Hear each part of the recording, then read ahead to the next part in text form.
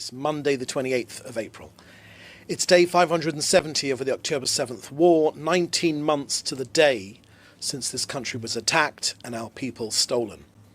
I'll provide a quick update now and then we'll take your questions. Please put your questions in the chat together with your news outlet and we'll take them. Please include your name as well. Firstly, I have the sad and unenviable duty to inform you of the tragic fallen soldiers amongst Israel's armed forces. The number of fallen soldiers in this war has unfortunately risen to 850. Master Sergeant in the reserves, Asaf Kafri, was 26 years old and from Bet Hashmonai. He fell in battle in northern Gaza. And Captain Ido Valach was 21 years old and from Jerusalem. He too fell battling terrorists in northern Gaza. These are devastating losses to their families and their community. There are no words of mine that can assuage the pain of their parents, their families and their communities. We embrace them, their dear families who have lost their precious heroes, sons and daughters in this war for our very existence. The price of this war has truly been heavy and painful, and each casualty is a world unto itself. May their memories be a blessing forever.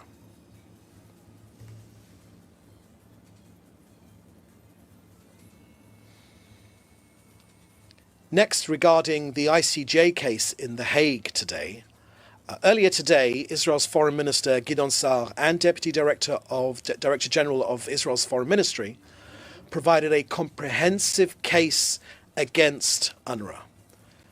That speech, those speeches and the presentation and the evidence provided are all available online, and I would point you to it. I won't repeat it all here again, but I do want to augment the case with recently declassified information gained from documents Israel captured in Gaza. Here are 10 facts gleaned from these documents. Number one, terrorists on the payroll, at least 1,462. At least 1,462 UNRWA employees, that's 12% of its Gaza staff, are members of Hamas or Islamic Jihad or other terrorist groups. Not 9, as was repeated on the BBC this morning, 1,500. Not a few rotten apples, not a few people, but unfortunately mass membership of terrorist organizations. Next, terror in the classroom. 80 principals and deputy principals at UNRWA schools, that's 15% of their leadership, are confirmed as terrorist operatives. It's key to understand that UNRWA completely infiltrated the educational arm of UNRWA. Added to the fact that almost every one of the terrorists who committed the outrages on October 7th were graduates of the UNRWA education system. Next, the October 7th massacre. UNRWA staff actually actively participated in Hamas's genocidal attack on Israel.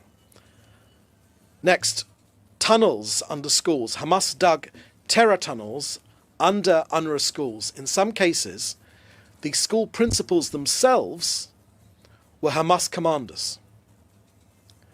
Next, command centers beneath the UNRWA HQ. An advanced Hamas server farm and military intelligence hub was found directly underneath UNRWA's Gaza headquarters, and it was powered using UNRWA's electricity. Absolutely clear for any UNRWA employee to see.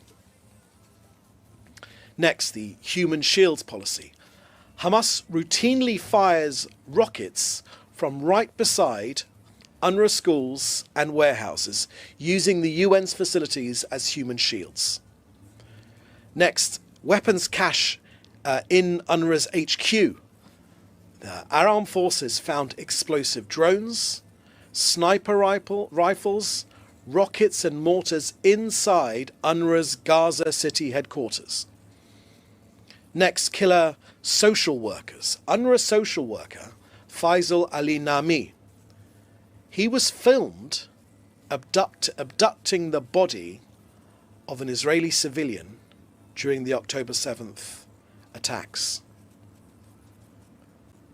Next, the Hamas curriculum. Hamas operatives embedded in UNRWA's education system use their positions to indoctrinate students and shield terror operations. And UNRWA's blatant denial, despite the overwhelming evidence, UNRWA's leadership refuses to conduct an independent investigation into its ties with Hamas, betraying its mission and the trust of Western taxpayers.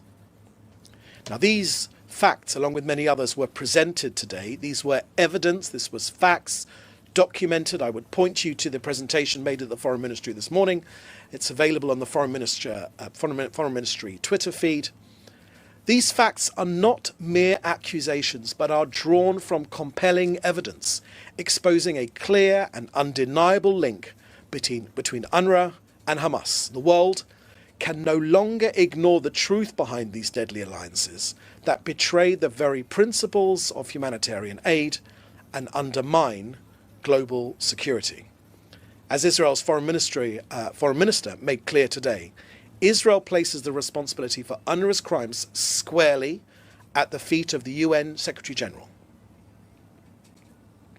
Next to Hezbollah in Lebanon, yesterday the IDF struck Dahya and destroyed the infrastructure where Hezbollah's precision missiles were stored, in blatant violation of the understandings between Israel and Lebanon. Warnings were given to locals in the area to move out of harm's way, but Israel will continue to insist that the ceasefire agreement with Lebanon be fully enforced, eliminating any threats to our sovereignty and the safety of our citizens. Israel holds the Lebanese government responsible for everything that happens within its territory. So to Hezbollah, Israel will not allow them to threaten Israel from anywhere in Lebanon, including the Dahya suburb in Beirut. And by enforcement, let me be clear that we mean to prevent the formation of a safe haven for terrorist activities in Lebanon. We will continue to operate in the south of Lebanon as needed in order to prevent the Hezbollah terrorist organization from restoring itself and re-establishing its presence in the region. Hezbollah terrorists engaged in terrorist activities in the area have been eliminated. Just last week, 9 more terrorists were eliminated. Israel's goal, it is simply our determination for the safe return of our residents to the north, to their homes in Israeli sovereign territory. Okay, that's the end of our briefing today. I will now take your questions. Please put your questions in the chat together with your news outlet, and we'll take some of them. First question here I can see. The first question here I can see is from Leo Soroka from the Washington Post, and you are quoting Minister Zev Elkin, who said yesterday in an interview with Kol Barama Radio, "For many weeks now, no aid has entered Gaza. It's clear that at some point Israel will have to allow humanitarian aid into Gaza." How does Israel plan to allow humanitarian aid into Gaza? Thank you very much for that question, Leo. Look, when it comes to aid to Gaza, Hamas isn't starving. They're the ones that are stealing. 1.8 million tons of aid have gone into Gaza. That's enough to fill the Dallas Cowboy Stadium 80 times.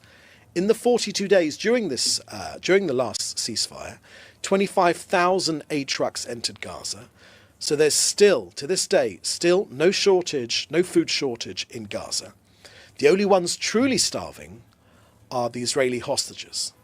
They are chained, they are hidden, and they are tortured in Hamas's terror tunnels. So let's be clear, no one in Hamas is hungry. And when our hostages were finally released, we saw what they looked like. They looked emaciated, they looked like they've just come out of a concentration camp. Their captors, on the other hand, to this day, look well fed. Now, this war, of course, could be over in an instant, and aid would be able to flow through. Of course, it would be over in an instant if Hamas lay down their weapons and release all of our hostages.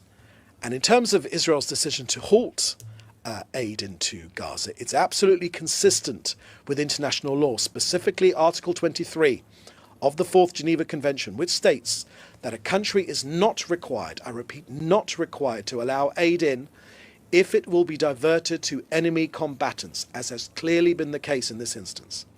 So despite allowing large-scale aid transfers, Israel and the international bodies, including the UN, the UN have actually documented Hamas's systematic theft and weaponization of humanitarian aid supplies. So given that the aid has been used to sustain Hamas's military operations, including the October 7th massacre and ongoing hostilities, excuse me, Israel is under no legal obligation to continue these transfers, and the decision to halt aid the purpose of it is to free our hostages and weaken Hamas's war efforts and accelerate its defeat and ultimately bring the conflict to an end while upholding Israel's rights under international law. Next question here is from Jason Perry at NTD News. What's our response to UN World Food Programme saying about the issues of food inside Gaza? Thank you for that question, Jason. I've told you the amount of aid which has gone in there. It is incumbent on Hamas to release the food they have stored. What they have done is Hamas have stolen the aid and they've charged exorbitant prices for Gazans and have used the money to recruit further terrorists. Hamas need to release the hostages, lay down its weapons, and to allow food to flow in freely into the region. Last question I can see here is from Joel Pollack at Breitbart News. Could you comment on violence in New York around the visit of Minister Itamar Ben-Gvir to the Chabad headquarters, which drew radical anti-Israel protests and ugly counter-protests, and which has been followed by the targeting of synagogues by anti-Israel activists in the days since? Thank you for that question, Joel. Yes, indeed, I have seen those images. Look, I would simply say to you that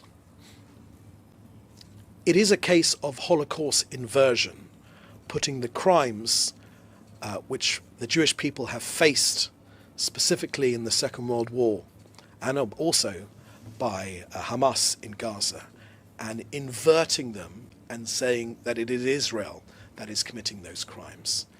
There is no excuse. There is never an excuse for anti-Semitism. There is never an excuse for Jew hatred. Absolutely not. And what I've seen there is most definitely anti-Semitic abuse, the attacks on synagogues, the targeting of Jews, which is the most appalling thing to behold in the current times. Okay, that's the last question we have here. Thank you for joining us here today. We'll have another briefing later in the week. Just to let you know that tomorrow evening Israel commemorates its Remembrance Day, remembering Israel's fallen soldiers in the defense of our country as well as victims of terrorism. And then the following evening we will begin our Independence Day celebrations, Yom Ha'atzmaut, celebrating 77 years since the re-establishment of the State of Israel. So, in the meantime, thank you for joining us. We'll have another briefing, as I said, later in the week. Please do stay safe. You can contact us in the usual way, and we'll see you next time. Thank you. Bye-bye.